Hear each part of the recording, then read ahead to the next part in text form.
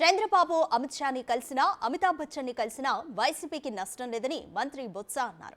TDP జనసేనకు ప్రజలు ఎందుకు ఓటేయాలో చంద్రబాబు చెప్పాలని డిమాండ్ చేశారు. గతంలో చేసిన దోపిడీకి ఓటేయాలా అని ప్రశ్నించారు.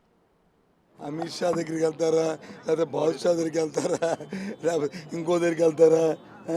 మాకు మాకు మాకు అవసరం, మాకు అది ఇది కాదు. అమితాబ్ బచ్చన్ కలిసినా మాకేం సంబంధం లేదు. అమిత్ షాని కలిసినా అమితాబ్ బచ్చన్ కలిసినా మాకు సంబంధం లేదు. మాకు కావాల్సింది మా పార్టీ సింగిల్గా మేము వచ్చి ప్రజలు నమ్ముకున్నాం.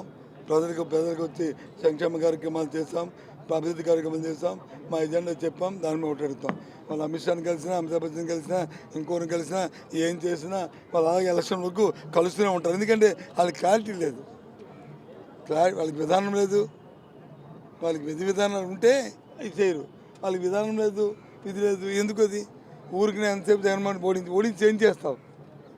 ఏం చేయాలి? మనం దోచుతున్నాకే జగన్మోహన్ ఓడించడం ఎందుకోసం? జగన్మోహన్ ఓడించాలి. జగన్మోహన్ గెలిపిస్తాను ఇప్పుడు చెప్పాను కదా.